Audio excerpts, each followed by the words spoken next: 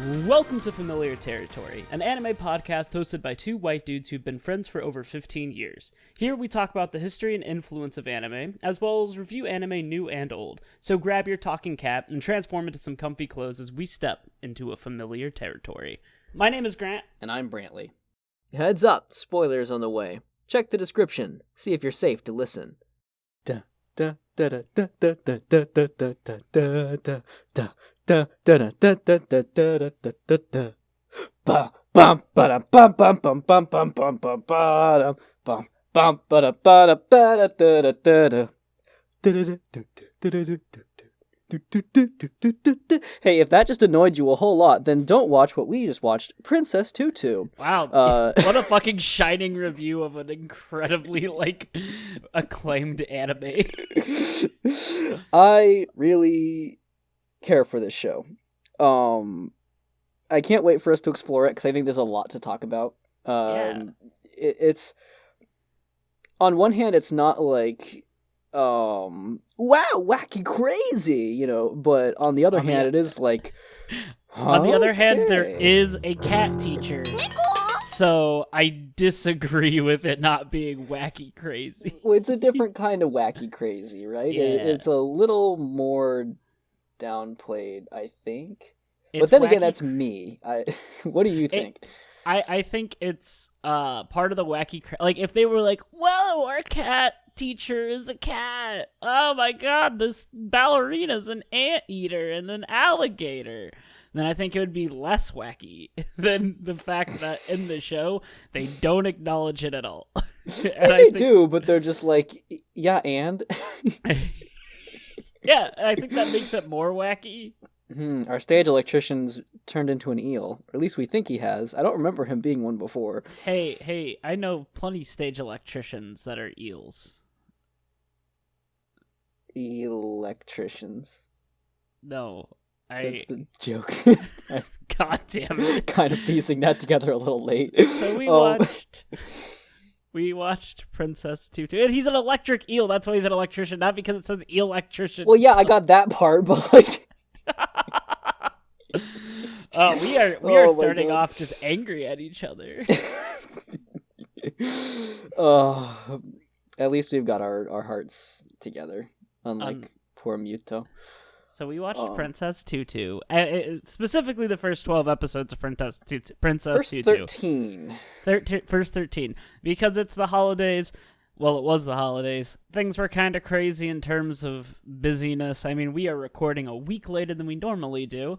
And so we were like, we'll watch the first half. And according to Brantley, the second half is a completely different show. It's not completely different, but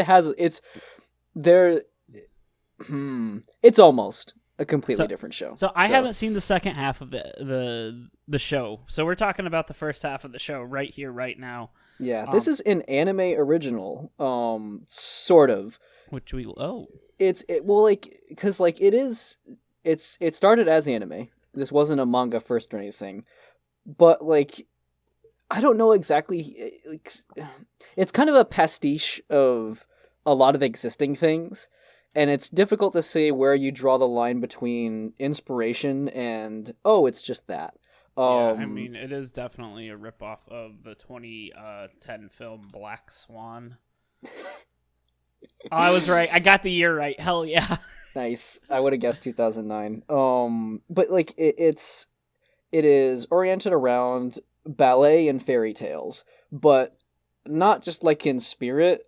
As we alluded to before, the entire musical score is just classical renditions of songs. Yeah. If there is any original music, I haven't found it yet outside of the opening and ending themes. There are loads of allusions to existing works. So the main character is very much like a rendition on The Ugly Duckling in the Swan Lake. There are characters literally pulled from existing ballet, so Drosselmeyer and Clara, which is in the show is pronounced Kurere. Their characters directly out of the Nutcracker suite. You could really kind of say that Muto or Mytho, I'm gonna call him Muto, is the Nutcracker doll from the Nutcracker. Like you could make that connection. There's a character who's basically Coppelia. Like yeah, it's a lot. So I'm gonna say this is anime original. It's a lot of allusions to things, but it's done so in a way where it becomes a new thing. Mm-hmm. Watching it, like, if it didn't have the fucking Nutcracker, like, songs, you'd be like, wow, this is a fairly original take on an anime. It's super unique. It's super fun. But if I have, like, just one straight up thing I want to just say sucks, like, it's the music. The music is fucking awful. And it's like, oh, but it's a classic. Yeah, but it's the fucking Nutcracker, man. And, like, you hear, like, the aquarium from, like, the Carnival of Animals, like, thing. Like, it's just, if you've heard any, like, if you watched Nickelodeon during, like, the mid-2000s when they were like, hey, we're gonna do some holiday specials, they'd be like, listen to this fucking public domain Nutcracker song. You're gonna hear it all the time in Princess Tutu. They don't even, like, use different soundtracks. They'll use the same one over and over and over again. Mm-hmm. And I know that's what it is. I know that's, like, where it comes from, but it's still just... It would have been much better if it had original tracks. Mm-hmm. I feel so. I mean, the music has grown on me, but it is also grown worthy to be just like, yeah, it's all Nutcracker. It's not all, but like a majority of each episode is just going to be spent hearing that exact same tune. So hope you like that. Grant, do you want to take a crack at like describing the plot? Yeah. 昔々 So there's a duck. Yes. Who turns into a girl. Yes. Now, I need to stress this because some people joined us in watching it and they're like, so she turns into a duck. No, she is a duck who turns into a girl because she's simping over a guy that has no personality. But that's not because he's boring. It's because his heart has been shattered by his best friend, Fakir. Fuck No, year. no, okay, I'm gonna let you go. You keep going, but then... And so, Princess Tutu, the duck, whose name is Ahiru, which translates to duck, wants to restore all of his emotions by finding his heart pieces, which have basically been causing problems around this late 1800s town, maybe early 1900s with pizza. And so she's like, I want to restore your heart.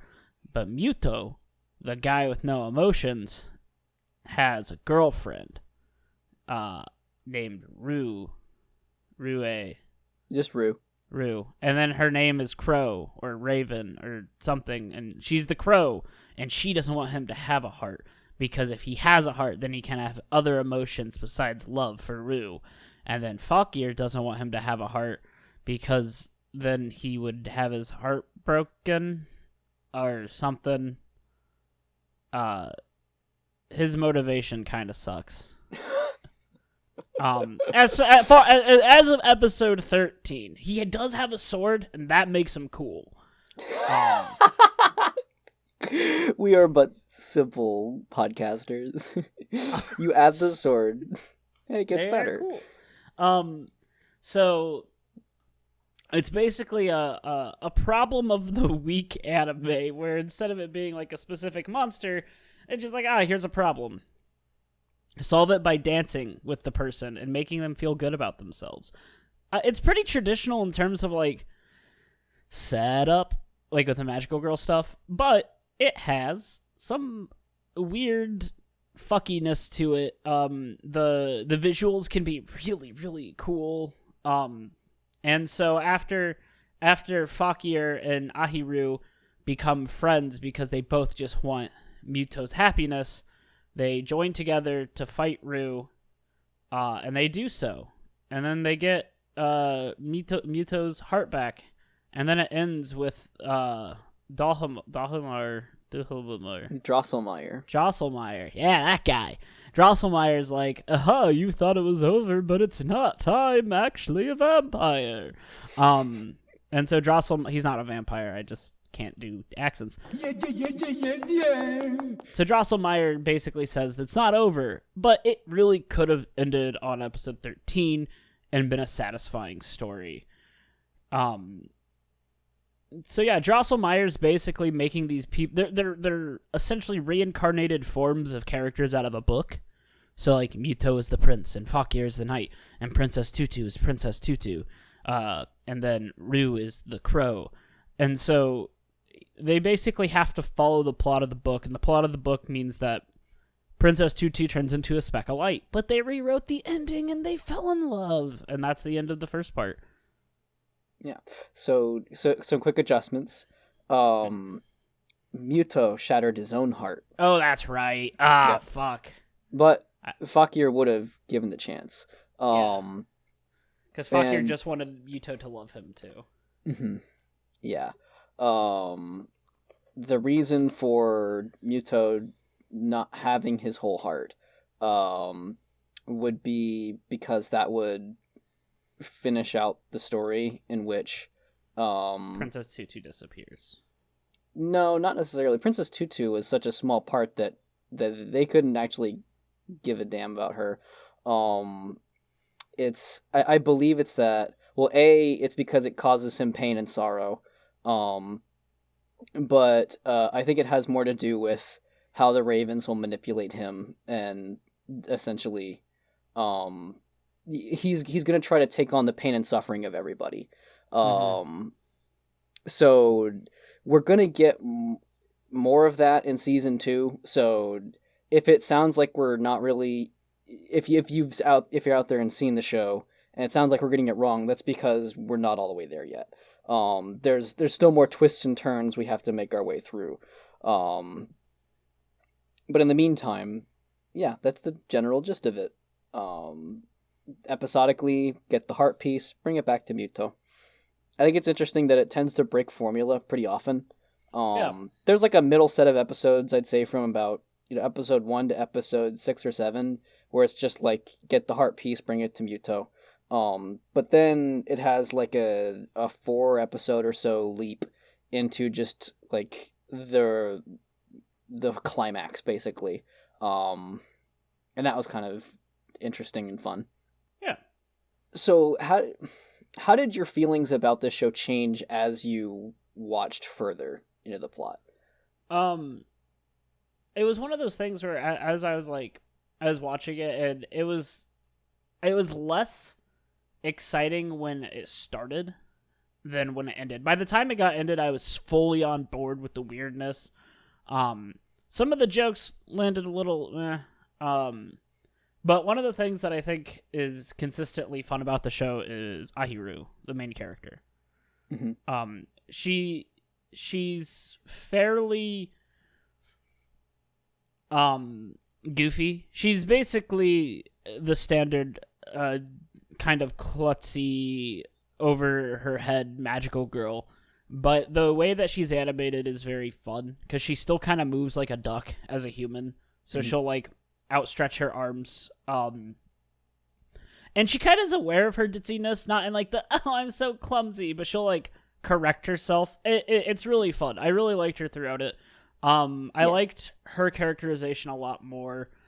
And once they started kind of going fully on the weird, like, symbolic fights, I was in. The final fight that we saw was they fight the Raven, and she has a bunch of Raven Knights with Raven heads, but they have human bodies, and I was like, hell yes, this is my shit. Mm-hmm. Yeah.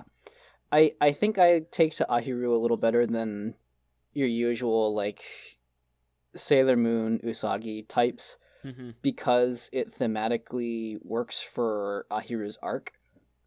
Being a ballet dancer, her whole trajectory is about becoming more graceful. And so The fact that she's clumsy to start fits really well on that. You could apply that, to most things, but I think it has a direct corollary here, where she's on a sliding scale, basically, from where she is right now and where she needs to be. Yeah, this show, I think, has some really great, like, slapstick and visual humor, which I don't think is common for the magical girl genre shows we've seen so far. Nah, it definitely is taking a playbook out of like the Sailor Moon with some of like the slapstick, but it's a little bit more cartoony in this one, and it works a lot better, I think, because the characters are a little bit more exaggerated. They have bigger heads and bigger eyes and look more like cartoon characters than Sailor Moon does. So it kind of is like, aha, and it's there are a few gags that wear thin. The cat pissed me off. The cat teacher, Neko senpai or sensei. Sensei. Yeah. He has a thing where he keeps telling the students if they fuck around, he's gonna marry them, and he does it every episode to like the wedding bells song, like ba ba da da ba ba ba, and every single time that happened, I immediately like wanted to kill something. It is, yeah. I feel like there is a better way to do that joke, but boy, they didn't do it. No, if it was clear that like he's just pestering them and like playing it up as like oh, you don't want that, then like then maybe the joke could land. But instead, they're playing him as like the desperate can't get a date teacher from these kinds of magical girl shows and just anime in general, I guess. So therefore, it's just creepy, bad. I think in general, like, go ahead. Sorry. No, I mean, I was just gonna agree with you. I was just going to continue my hatred for this cat teacher. It's. I don't know if you'd agree with me here. I feel like this show is like consistently, unexpectedly, unnecessarily inappropriate. Yeah. Does that make sense? Yeah. Like there's the marry me jokes. And that's something. But like there's also like for what is a show that doesn't feature violence in its fights, really, like the closest you'll get is episode 13 when Fakir is using his sword to like slash at the ravens and doing like ballet poses in that. But like there are, outside of actual conflicts, just violent flashes of like agony and blood. There's like a common theme of like martyrdom and like, well, I'll sacrifice myself, and like those two combined are just kind of like, whoa, that's intense. Like, by the way, this show is, despite its cutesy exterior, like it would get classified as like a teenage audience show. At least from where I've like looked around, it's certainly not like a kiddie show. But boy, you could get mistaken for that. Again, it's like I feel like it's kind of unnecessary. And it comes at unexpected times, but it is a steady flow of these little things that are just like, whoa, okay, I can't show this to the people I thought I was going to show it to. There's the whole Ahiru's quirk with her transformation is a big problem for me. And again, I think it's something that could be played well. Don't think it is here. So the whole thing about Ahiru is a duck. Yay.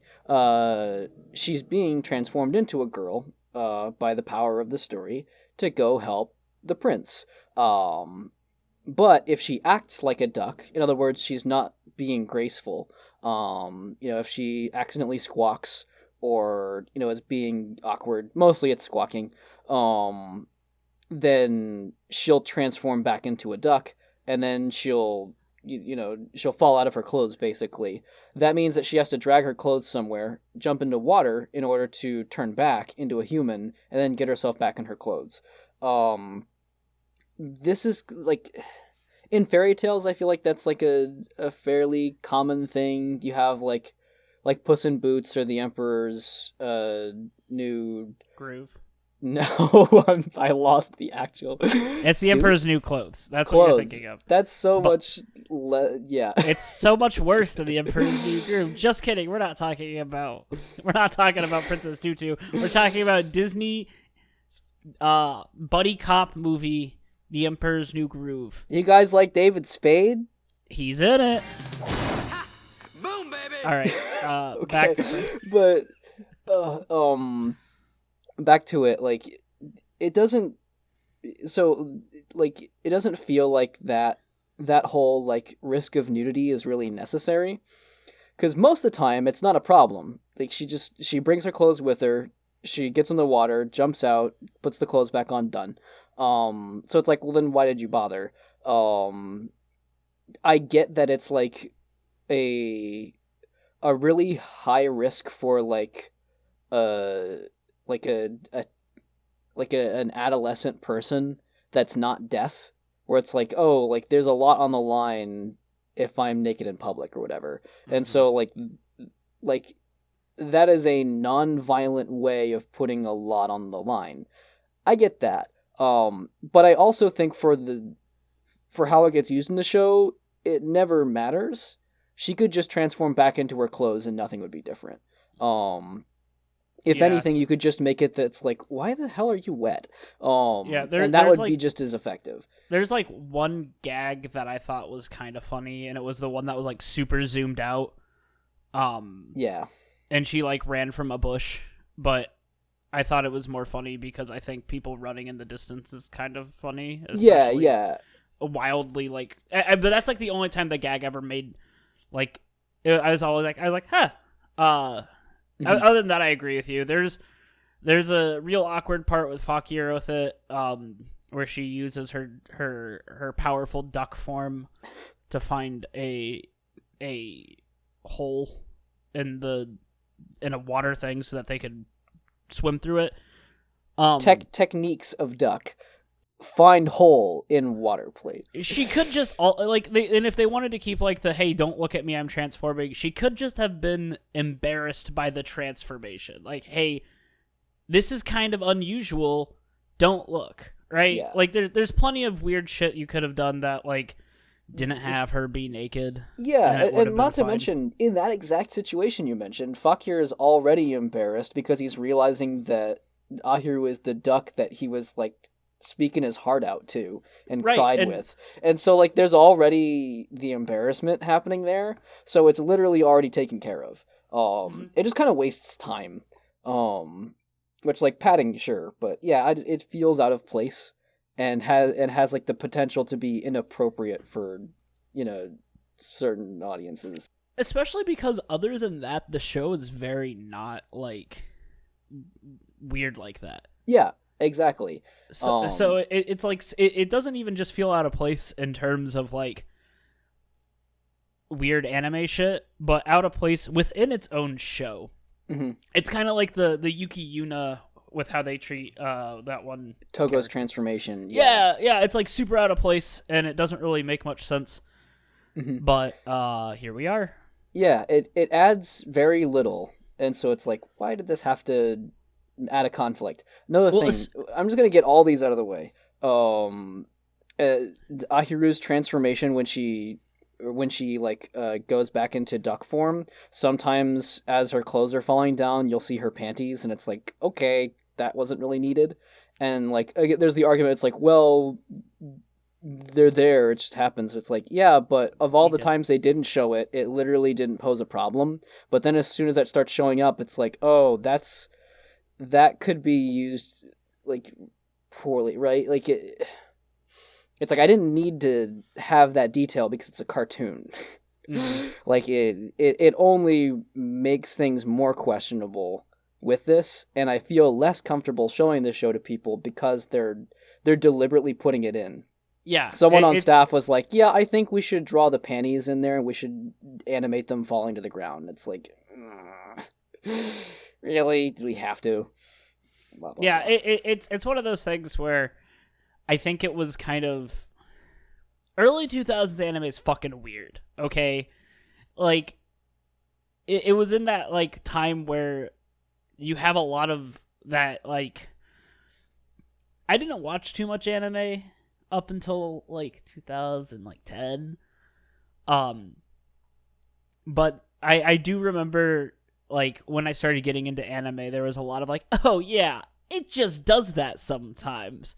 Mm-hmm. And I feel like Princess Tutu kind of like fits in that like not theme, but like where it's like, oh yeah, this is just something that kind of happened a lot in early 2000s anime with just like weird, very weird, minute things that made people uncomfortable. Yeah. By the way, what a hell of a decade it's been for you, my man. I know. It's been because what Soul Eater was my first anime. I watched it my freshman year. I'll save this story for another time. But Princess Tutu has been a treat. I think overall it was exciting. There's some boring parts.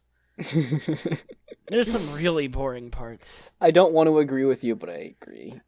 Are there any that are sticking out to you? I know that's like the opposite of what a boring event would be, but do you remember those boring events?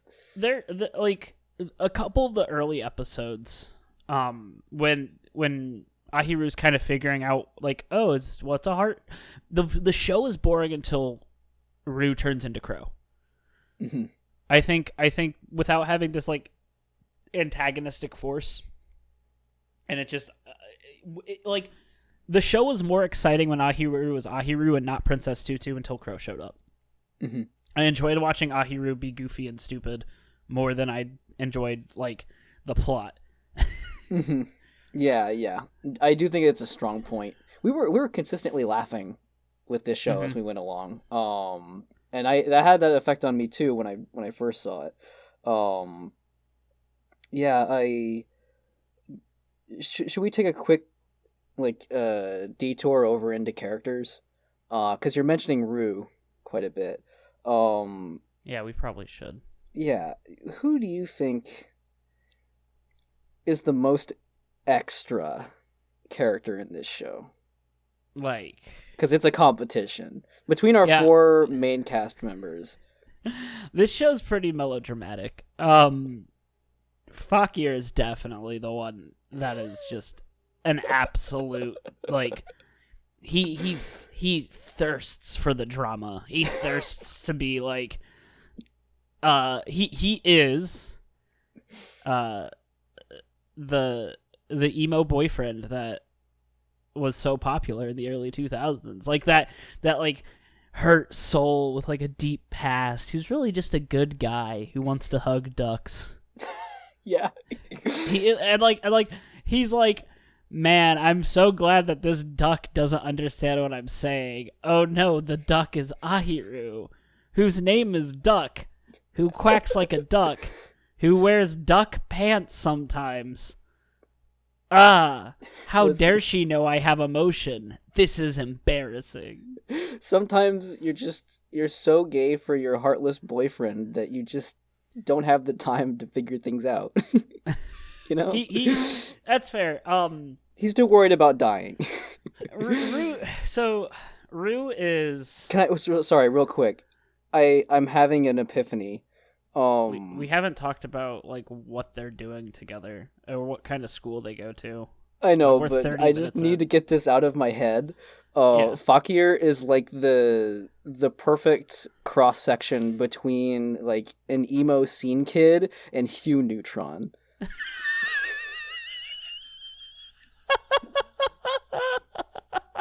Don't tell the others, but you're my favorite.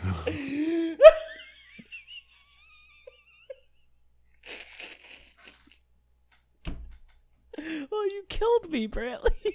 I'm dead.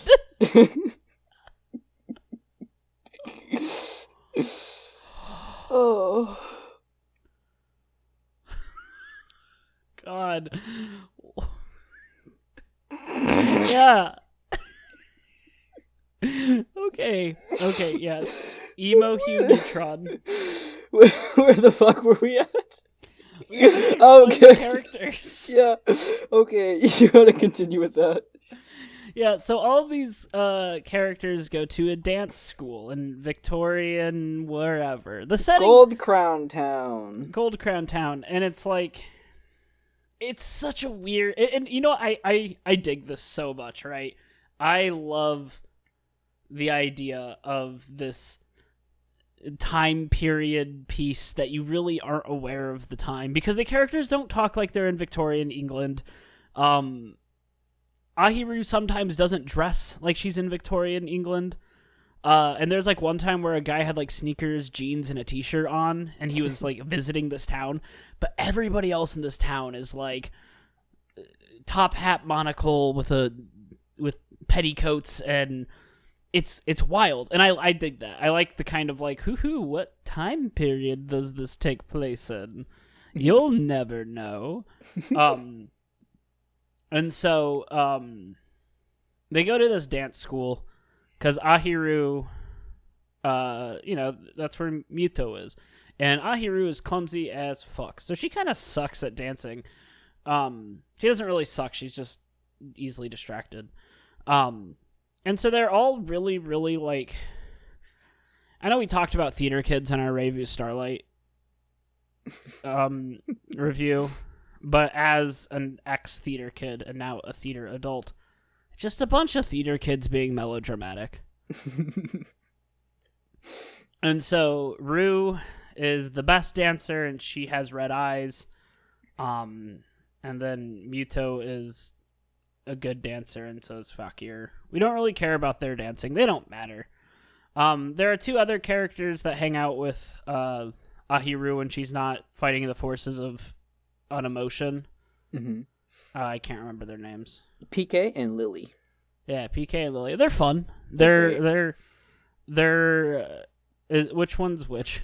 PK is the one with like magenta-ish lavender hair. Lily is the blonde one. See, Brantley is an artist because he doesn't say purple. Yes, Purple's and different. So, I know, but like to me it isn't. But you're right. And so like Lily's kind of like Lily has this thing where she thinks Ahiru is really cute. And it's charming because it's not like creepy. It's not like she loves her suffering. Yeah, particularly. and so anytime that Ahiru, it's like, oh, you'll have to go to the probation class, so cute, or oh no, you're gonna have to try so hard, so adorable, and then PK just wants her to succeed. Mm-hmm. Like, they're just good friends. There's not a lot of drama revolving around them. They basically only exist to be like, hey, Ahiru is not a loner. She has friends. Yeah.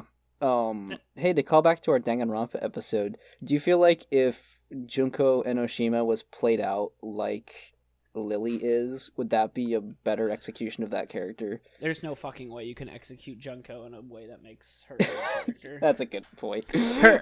Lily works here because she is a side character for gags. Yes. And I think they might be one of my favorite renditions of like the side characters to our main magical girl. Certainly leagues above Tokyo Mew Mew, where I think that's probably the bottom of the scale. Definitely. Those characters are literally pieces of cardboard in canon. So let's we I know we've been kind of shitting on not Tokyo Mew Mew, on Princess Tutu, but let's talk about some of the good shit. Oh yeah. What are some of your favorite moments in that show? Favorite moments in the first half. Let's see. It's hard for me to say moments in particular. I just kind of like the jokey moments when they're doing slapstick. I enjoy whenever like Ahiru is just walking and talking with someone because she radiates such a strong friend energy. Her friendergy is just off the chart. And so like it's just fun to see her walk around and talk with these incredibly extra melodramatic characters. Yeah. When you've got someone like Rue who is like playing like the millennial 0 to 60 sine wave of being like, God, I'm the only one in the world who can do anything here, and then immediately down to like, I can't do anything, I don't belong in this world, like just constantly oscillating between that. And here's Ahiru is just like, well, we're talking for about 5 minutes, so you're my friend now, and I'm going to call you a different name. Mm-hmm. And that's just fun. Like you can't stop Ahiru from just being this like force of good. She literally doesn't have it in her. It's a kind of amazing. So those are my favorite parts, I think. Whenever you isolate them. I agree. I think Ahiru is just fun to watch. One of the things about her that I want to go back on is that she is the goodest girl. But she's not one-dimensional. Because there's a lot of... She's not like, I want to do good and bring hope and people make happy. Yay. She actually has a lot of layers to her. Her constant, like, fight to just go back to being a duck and just living a perfectly content life is always there. Mm-hmm. And I think that it's really rounded out and it's, like, relatable. You know, there's a lot of times where doing, like, the bare minimum is kind of, like...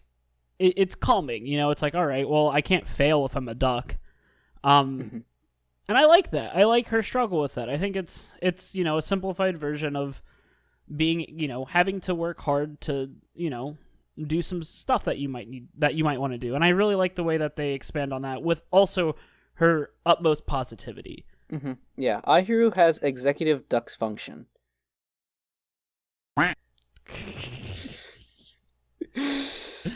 And I think that's wonderful. Yeah. I mean, like, in the sense that, like, she's a fun character to follow and very relatable, as you said. Yeah, she is. One of my favorite parts is she's, like, in Gold Crown Town. Mm-hmm. And it's dark and foggy, and she's confidently strutting around in her duck pants.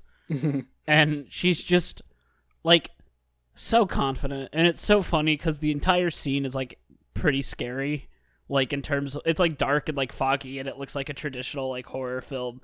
And there's just this girl just bouncing up. And the way she moves, she always, like, swings her arms when they animate her just walking. And it's funny. It's good. Yeah. I think, like, in a lot of cases, when an anime character sees something strange, they'll stop in their tracks and they'll be like, what the fuck? But Ahiru is like, what the fuck? And she bolts straight for it. Yeah, she's curious. She runs toward the trouble. She runs towards the weirdness. And when the way they animate her as a duck is also really good because you can tell they're the same character. They have a lot of similar mannerisms, and I really like the way they do it. It's very, very well done. And I can't imagine how hard it was to animate a human character and a duck in a way that you're like, yeah, they're the same person. Mm-hmm. Yeah, it's done with a lot of care. Honestly, I do like Rue. So I know that I was talking about. She's kind of melodramatic, and she really like. She feels the need to have Muto's love, and I think there's a lot of exploration in her character because, you know, outside of her being the crow, she's also the best dancer in the school, and I think she's trying to live up to this expectation that everyone has of her, and she doesn't really have any expectations of herself. And I think it's explored well, and it's explored well in 13 episodes. Mm-hmm. This show thrives on the fact that it only has 4 main characters. Mm-hmm. Oh yeah, the fact that they don't have to rotate villains, that like the monster of the week isn't actually like the real threat per se. Like it's part of it, but it's not the whole thing. Means you get this really intimate, you know, like interaction between everybody. To the point where boy oh boy, I tried to look into the manga of this a little bit, and all the results I was getting were doujin, and boy, it seems like people love making doujin of this show, and basically saying, well, actually, I think these two characters go together in practically every combination you could think of. Yeah. No, and you're right. The melodrama works, and honestly, all the characters could be with each other. I can see why people would make that connection, right? There's a moment where Ahiru and Rue dance together, and they do really good together. They're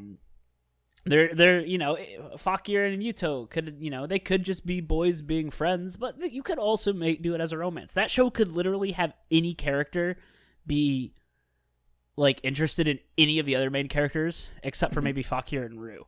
Yeah, but it works, and it doesn't. Yeah, and it's not like it's not like there's like undertones. It's pretty Muto and Princess Tutu are bound to be together, but the chemistry between all the characters is there. So if it was something else, it could work, and I can see why people would love it.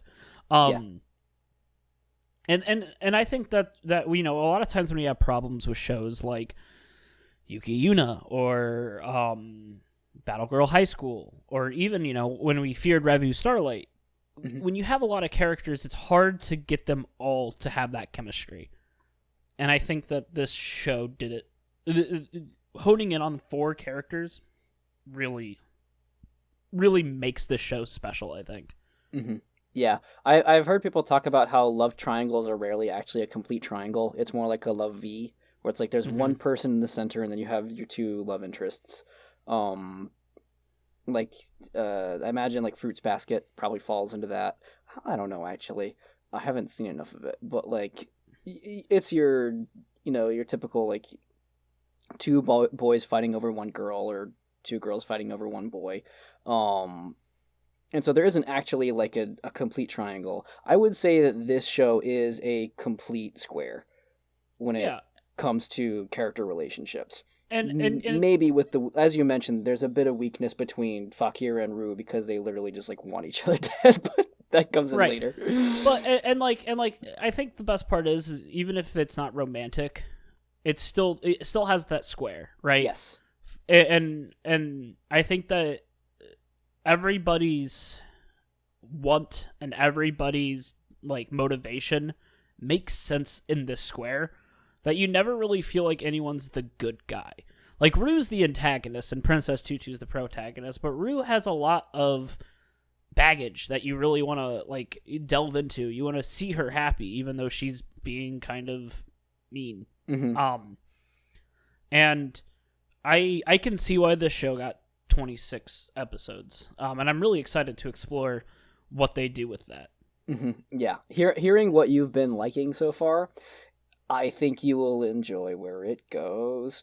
Hey, on the topic of like this show covering a lot of bases, do you think that's even possible to like delineate between this being like a shonen or shoujo demographic? I don't know. I think this. Well, do you know who wrote this? Yes, so I don't know who wrote it, but I know the concept creator and the animation director. Yes, is Ikuko Ito. So she had worked on like Sailor Moon, a bunch of other shows before this, in terms of like animation and stuff.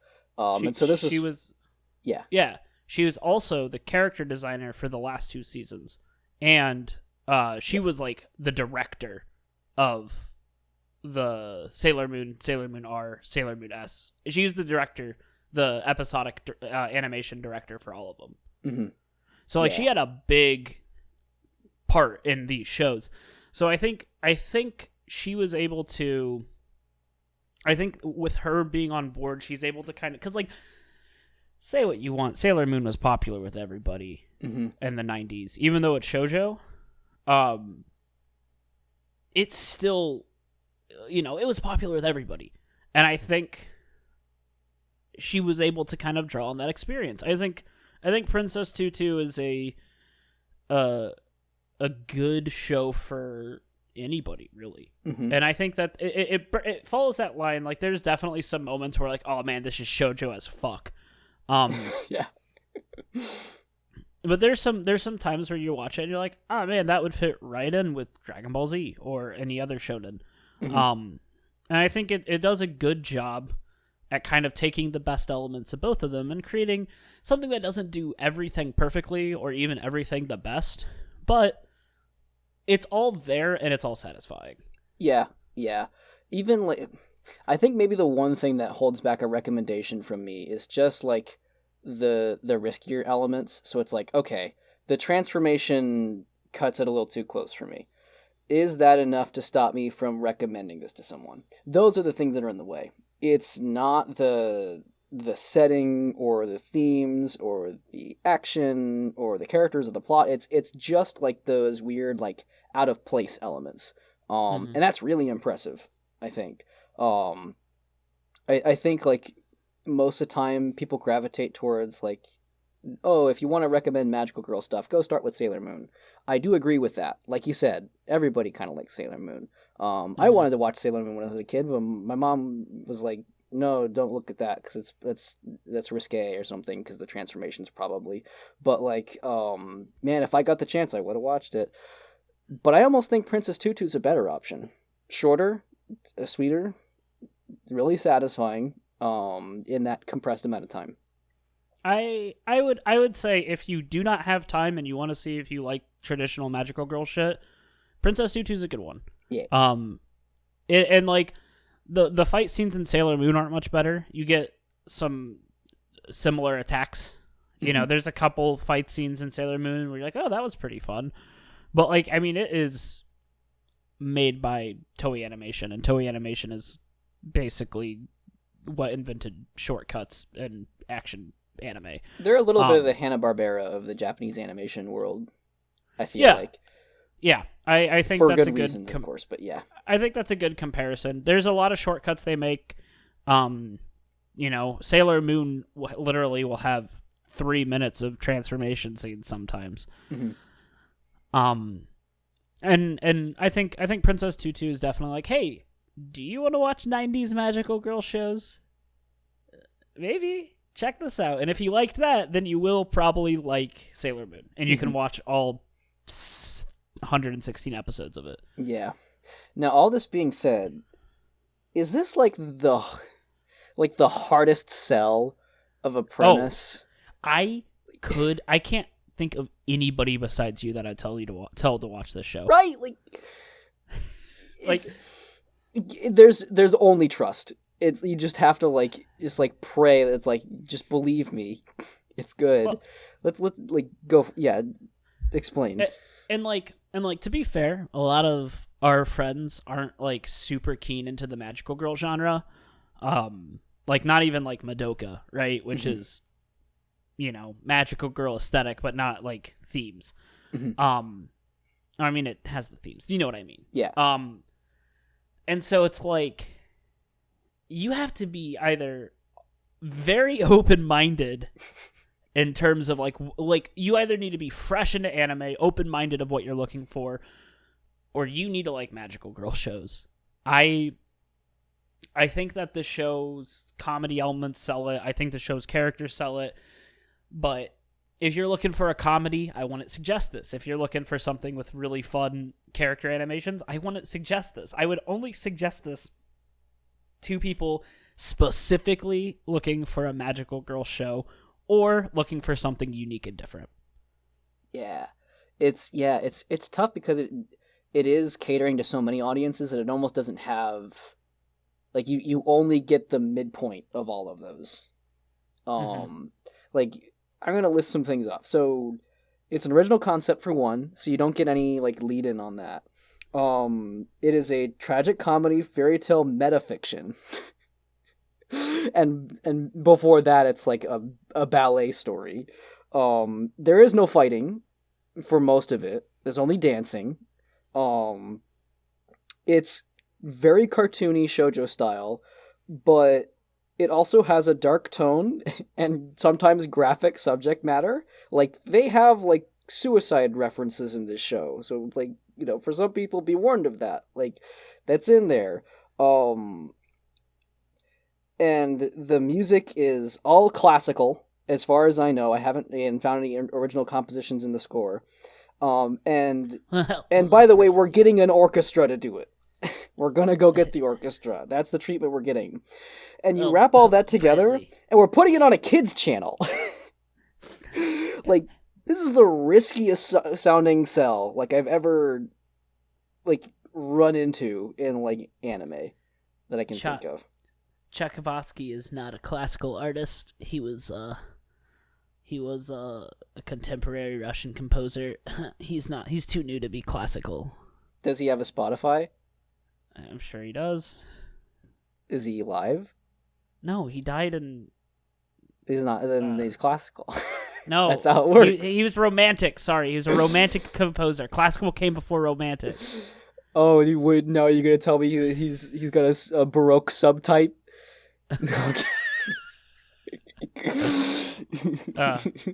Sorry, I was No, you're 100% right. And actually, whenever I get the chance, I'm a snob about that kind of thing too. But I do think yeah. I will say though, I don't know if they actually got an orchestra. I think they just used. They did. Are you sure? I don't think they're original compositions for the show. I think they might just be. Maybe they got the orchestra performance of the songs. I don't know. There is some mixing involved, so yes. There's that. But at the very least, it is the orchestral version of this in the year 2002 release. Mm-hmm. So, good old 2002. Teenagers in the year 2002, kids these days. Do you think they like orchestral scores? In their ballet, action, magic, storybook shows about death and sacrifice? What? Brantley. What? Princess Tutu came out the same year that the first season of Naruto came out. What am I supposed to do with that information? I don't know. I thought it was a fun little information. It doesn't feel like it at all, man. I know. Well, I decided, because we talk about like when we compare shows, when we watch the newer ones, we talk about like what came out at the same time. Mm-hmm. Boy, was 2002 a very influential year for Western anime fans. Mm-hmm. You had Naruto. You had Chobits. Oh. You had Ghost in the Shell standalone complex. You had Hack Sign. Hack Sign. Hack Sign, yes. You had Naruto. You had Ojamajo Doremi. You had Petite Princess Yusi. You had Princess Tutu, of course. And you had Tokyo Mew Mew. And, of course, Mega Man NT Warrior. you were holding out on that for me. I was, but this is the kind of shit I was talking about of like early anime, right? Mm-hmm. Like this is the shit that like, when people are like, "Hey, do you remember Chobits?" People are like, "Yeah, that shit was fucking weird." Also, it's basically porn, but right. But you get what I mean, right? Yeah, like this is. Oh, also, Fighting Foodons came out this year. Oh man. But like I think that's the thing about Princess Tutu, right? Is it sits in this period where it really feels like a 90s anime. It really feels like it takes a ton of inspiration from like early 90s, mid 90s anime, right? Mm-hmm. But it's not. Yeah. It's like when anime started moving to the West. And I think that's kind of neat.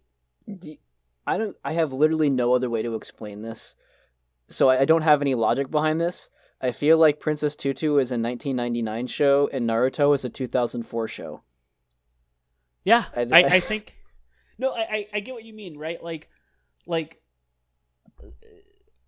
Naruto is like that like high energy, fun little opening with different openings in like huge character arcs, and Princess Tutu's a very concise, real quick, very soft, very kind of low energy, except for like the goofy scenes, right? And even like the facial expressions like are almost like directly like classic 1990s anime. Mm-hmm. I totally get it, and that's why 2002 is weird as shit. Yeah, it's a weird transition. I I guess up until now, I hadn't really seen the transition between periods where it's just like, oh, that's an 80s anime and that's a 90s anime. I can just tell by looking at the head. But this really starts to blur the lines. The early 2000s are, and maybe that's because we were like more cognizant at that point. You know, we were alive at that time. Mm-hmm. We got to see things like on 4Kids and be like, wow, what is that? So yeah, it's weird to see like the metamorphosis of those things. Yeah, I think there's a good recommendation if you're looking for like anime throughout history. I think Princess Tutu's a good one to look at to see kind of the transitional period between the late 90s and the early 2000s anime. Mm-hmm. I think that's a good moment to look at. Yeah. Here's a question. Do you think this anime would benefit if it was aged up or aged down? Or is it good where Like- it is? So like like, what do you if we so let's say right now we're kind of at like you know, teenage audience, like I'd say like, you know, right smack in the middle, like 10 to 15, right? Mm-hmm. If we say made this like more of like, you know, Madoka 17 to 18 and up, or if we took this down to like 10 and younger, do you think the show would like benefit from that, or is it good right where it is? I think this show either needs to stay right where it is, because like I said, I think it kind of rides that line of some, you know, Risky business.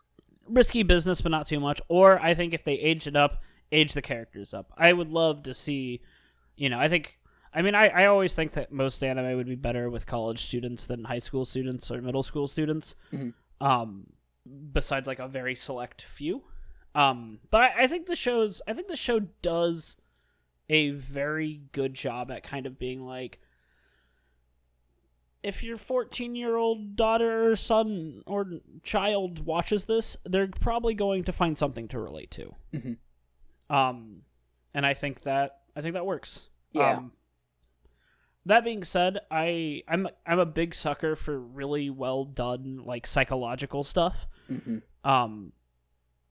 And so I think that I wouldn't mind having like a little bit darker,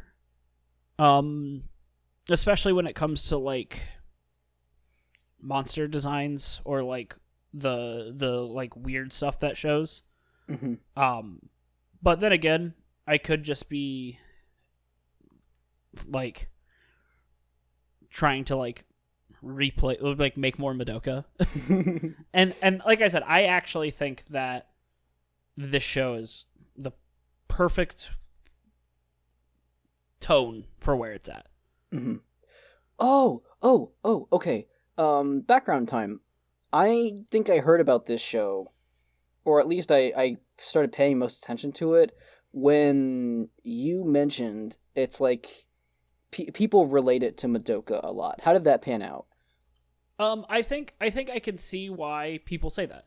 It's definitely not like hey, if you like dark magical girl shows, watch this. But I can see where you have this, like the symbolic fights with like the weird kind of like otherworldly animation. Like there's a part where like you see a bunch of like people dancing while they fight, and they're like very very like robotic and stiff. Mm-hmm. And I'm like, oh yeah, I can definitely see where Madoka got that. There was a few times where I like got like really like familiar vibes, like the witch familiars from Madoka. Mm-hmm. And like I can't, like, I used to be fairly active in the Madoka Magica community. And a lot of people are like, yeah, there's definitely some themes.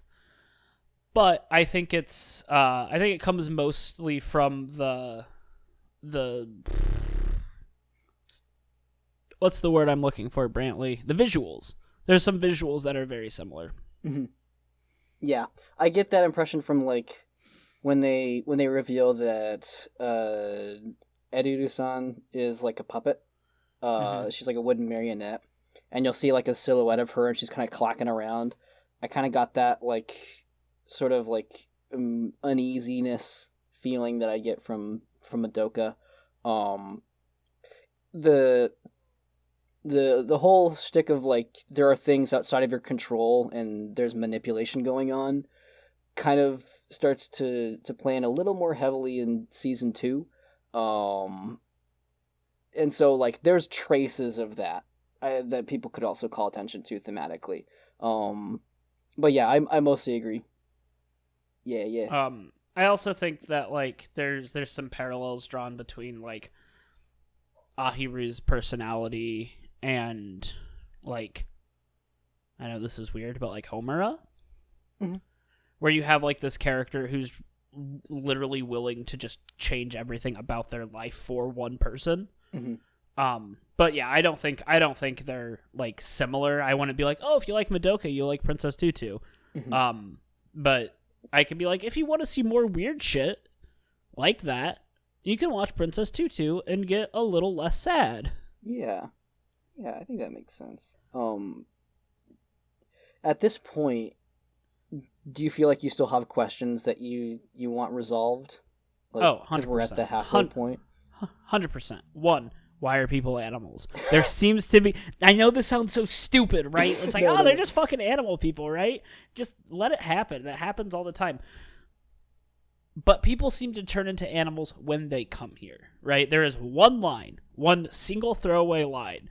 And there's actually 2 lines. There are 2 lines, because Ahiru asks, has our teacher always been a cat? And then the electrician, where it's like, well, our electrician turned into an eel when we got here. Or was he always an eel? It seems like this town itself makes weird things happen. And I want to explore the weird shit that this town has that we haven't really seen. We also don't know too much about Rue. We know that she's the crow, but other than that, it's kind of left vague. So yeah, there's plenty of shit that I want answered. If it ended, I'd be disappointed that none of this got answered, but I would still feel satisfied. I'm really hoping that the second half is less episodic. I just want to see more of these characters interacting. Yeah. That I think season 2 will and won't sort of hit what you're looking for there. It's interesting. It kind of breaks structure, but it kind of doesn't. I don't really know how to explain it. I think we're just gonna have to get you there. Yeah. Do you have other thoughts on the show? No. I mean, I do, but I'm not like, yes, here's my thoughts. It's more like if it comes up, I think I'll mention it. Yeah. We do have a whole nother season to go through. So, there's time for this stuff. Okay, in that case, would you like to entertain some hypotheticals to close us out here? Yes. Okay, so, welcome to Gold Crown Town. Okay. But you are no longer you. Am I an animal, Brantley? You tell me, Grant, what animal are you? That's a good fucking question. I don't... See, a lot of people are like, oh, this animal's my spirit animal. Oh my god, I'm such a sloth.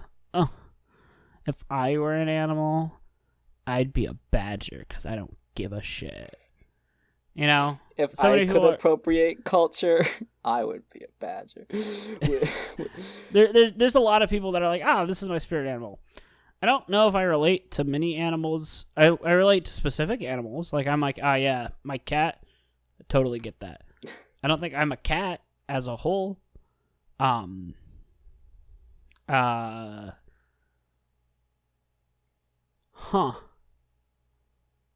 Trying to think of that's the thing, right? Like, and even in this show, it's not like, yes, the anteater girl acts like an anteater. She acts like a rich kid. Oh, there's an anteater girl. I know I mentioned it like a little bit, but I don't think I can gloss over that fact.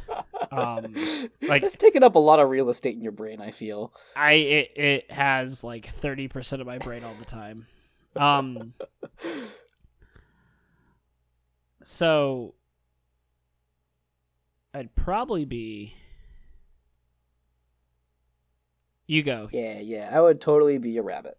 And like one, because I like rabbits, but also because I really like to move around and dance. My mom is a dance teacher. I got very little of that from her. Instead, I just like flailing and kind of moving. You can vouch for me. Whenever we hang out in person, which is not very often right now, due to conditions, I'm just kind of always like shaking and moving, and doing all of it badly. I can dance if someone gives me a structure, but otherwise I do the rabbity thing of just kind of like moving and like twisting and jumping around.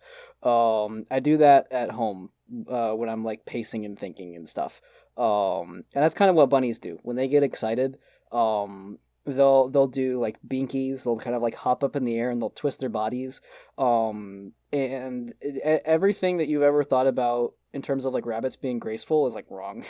They're very quick and they're very nimble, but it's too much for their bodies to handle. They can't control it. Our family owns rabbits, and there have been several times in my life where I've watched them just jump because they're just like they can't hold it in, and they'll just fly off of whatever like tall surface they're on. So they'll be up on a couch and they'll just like jump off and like accidentally skitter off the edge because they just can't do it. Yeah, that's me. When I was in middle school, we had like a dance, and I drew a lot of attention because of said flailing. And a guy came up to me. I think he was from another school because I didn't recognize him. And we're just like passing by each other. He's like, "Hey man, you can't dance." So I was just like, "Yeah, I know." And I think Don't about that a worry. lot. I'll crump with you, sweetie. Okay. I think I'd be some sort of parrot. Ooh. So, all right, ready. Very, very, very destructive. Constantly want to just rip things apart. Smart, but like when you watch a parrot do things, you don't go, "Wow, that is one of the smartest animals that you can own as a pet." You go, "What the fuck is that dumb shit doing?" I have like the only thing that unlike a parrot is that I like everybody. I'm like, hell yeah, let's be friends. Parrots hate everybody except for like 6 people. Oh, okay. Well, no. Because if I'm like a green cheek cockier, then I have like a flock, and that flock can be as many people as I want. I'm loud as shit. And I have talons.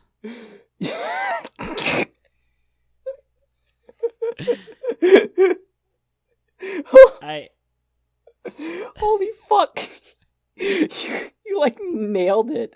Did you go take a quiz or something when I was like talking? No, I took the what Princess Tutu character are you quiz? Wait, what? Did that lead you to parrot, or was this just on the side? Well, you asked if I took a quiz, and I said yes, but it wasn't what animal I relate to the most. It's which Princess Tutu character are you? Well, which are you? I want you to guess because I think this quiz sucks. Oh, let me think. Did it give you Rue? No. Did it give you Fakir? Yeah.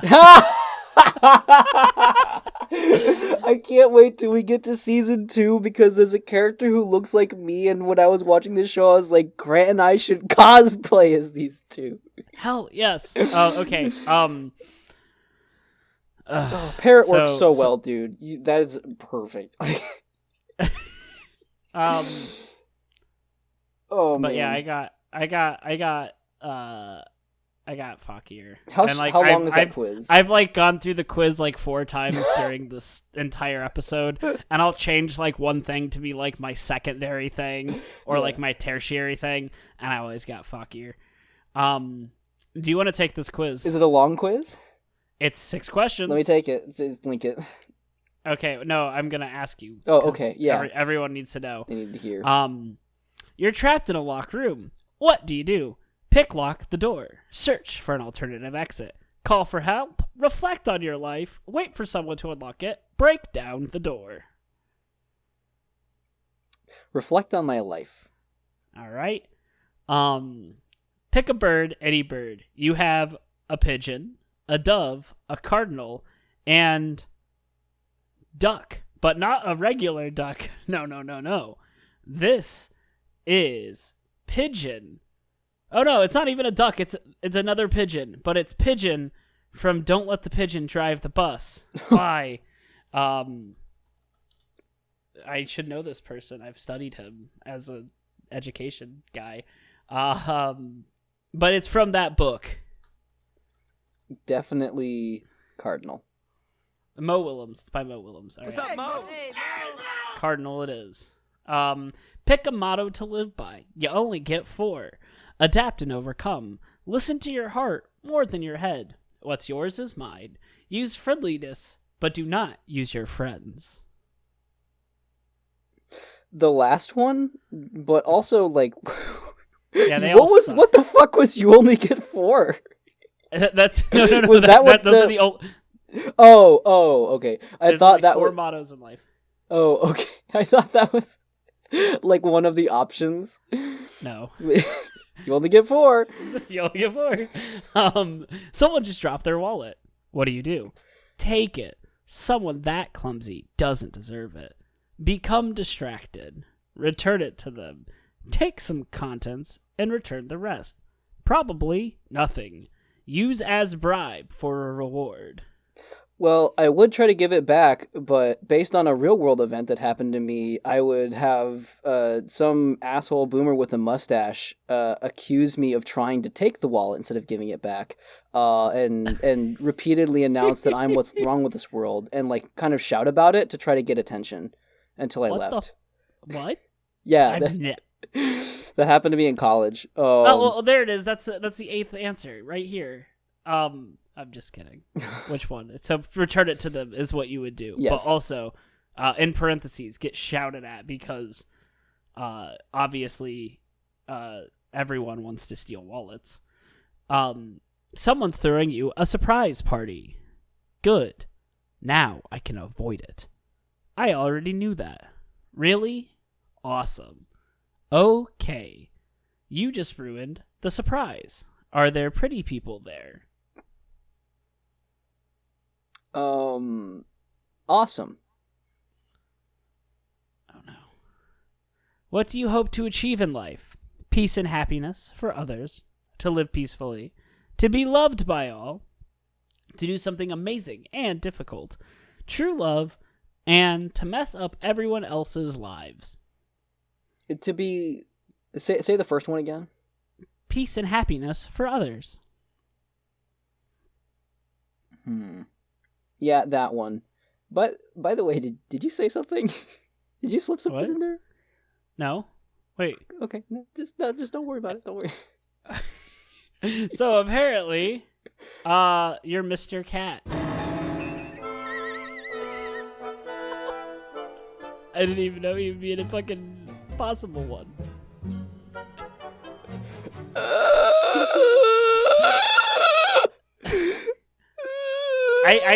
I literally do not think this has any good outcomes. Oh, I think this is a rigged quiz. You're the girl who draws pictures in like what, episode 7? Oh yeah, you were lettuce. Oh yeah. Don't remind me. Okay, so now that we got our which Princess Tutu character are you, and also me as a parrot.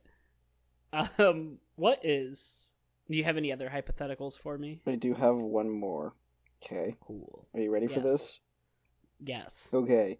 PK and Lily block your way. You must challenge them to a test of strength or wit. What do you do to obtain the advantage?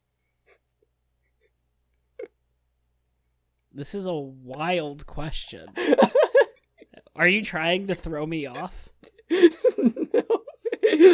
Were you like I'm gonna pick something that makes? Did they block people from doing anything in the show?